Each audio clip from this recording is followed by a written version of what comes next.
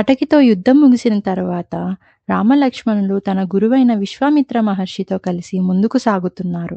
అలా అడవులను దాటుకుంటూ ప్రయాణిస్తున్న సమయంలో విశ్వామిత్రుడు రాముడికి మరొక గొప్ప విద్యను ప్రసాదించారు. అది సాధారణమైన విద్య కాదు, దేవతలు సైతం అత్యంత విలువైనదిగా భావించే దివ్యాస్త్ర విద్య. విశ్వామిత్ర మహర్షి తన తపోబలంతో సంపాదించిన అనేక దివ్యాస్త్రాలను శ్రీరాముడికి బోధించాడు. బ్రహ్మాస్త్రం, విష్ణుచక్రం, ఇంద్రుని వజ్రాయుధం, శివుని శూలం, వాయువ్యాస్త్రం, ఆగ్నేయాస్త్రం, మానవాస్త్రం, ఇలా లెక్కలేనన్ని మహాశక్తివంతమైన అస్త్రాలను రాముడు అభ్యసించాడు. కేవలం వాటిని ప్రయోగించడం మాత్రమే కాదు, అవసరమైనప్పుడు వాటిని ఉపసంహరించుకోవడం, వాటి శక్తి నియంత్రించడం కూడా నేర్చుకున్నాడు. ఇప్పటి వరకు రాముడు ఒక యువరాజు.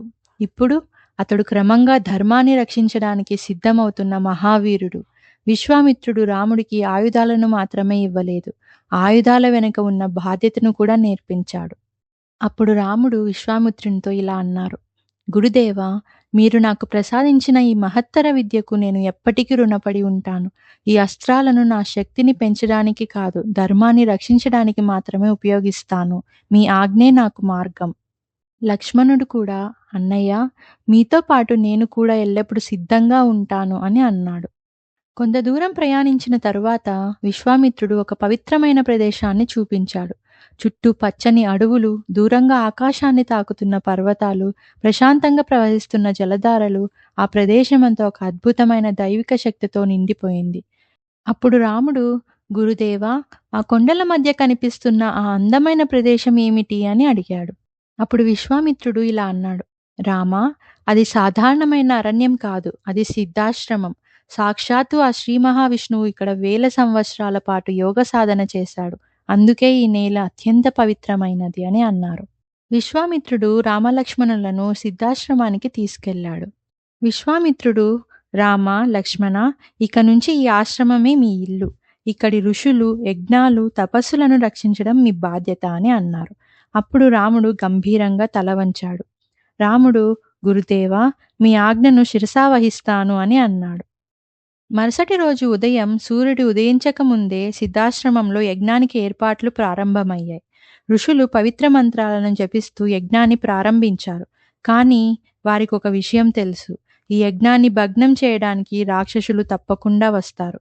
అందుకే విశ్వామిత్రుడు రాముడిని, లక్ష్మణుడిని పిలిచాడు. అప్పుడు విశ్వామిత్రుడు, రామ, లక్ష్మణ, ఈ యజ్ఞం 6 రోజులు 6 రాత్రులు కొనసాగుతుంది. ఆ సమయంలో నేను మౌనవ్రతంలో ఉంటాను. రాక్షసులు ఎప్పుడు దాడి చేస్తారో తెలియదు. మీరు అప్రమత్తంగా ఉండాలి. ఈ పవిత్ర యజ్ఞానికి ఎలాంటి ఆటంకం కలగకూడదు అని చెప్పారు. అప్పుడు రాముడు, గురుదేవా, మీ యజ్ఞానికి ఏ ప్రమాదము రానివ్వము అని చెప్పాడు.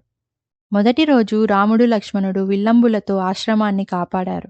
2వ రోజు, 3వ రోజు, 4వ రోజు, 5వ రోజు అలా పగలు రాత్రి నిద్ర లేకుండా, ఆకలి అలసటను లెక్క చేయకుండా రఘువంశ యువరాజులు యజ్ఞాన్ని కాపాడారు.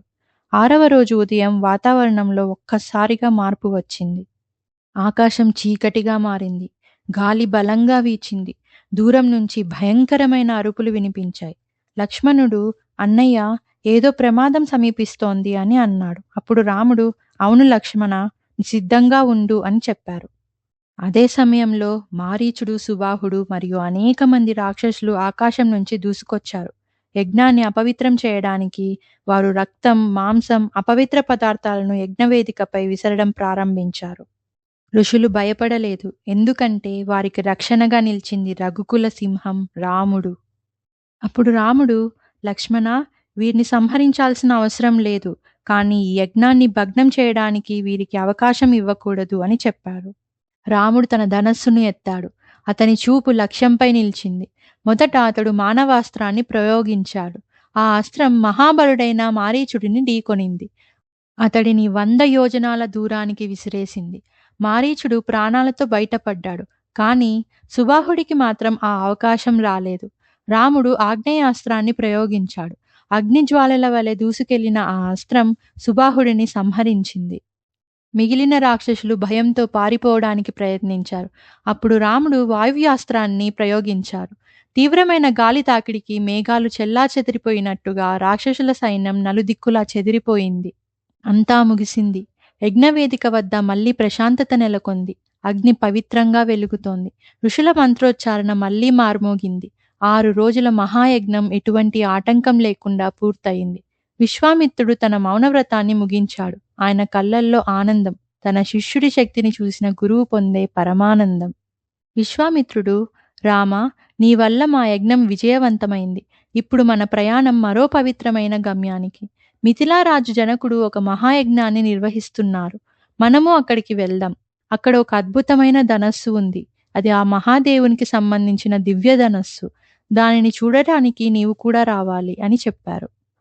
రాముడి ప్రయాణం ఇప్పుడు మరో మహత్తరమైన మలుపు వైపు సాగుతోంది. అతడికి తెలియదు, మిథిలాలో తన జీవితాన్ని శాశ్వతంగా మార్చే ఒక మహా సంఘటన తన కోసం ఎదురు చూస్తోందని. అది ఆ సీతారాముల కలయికకు దారితీసే ప్రయాణం. ఈ అద్భుతమైన కథను నెక్స్ట్ వీడియోలో తెలుసుకుందాం.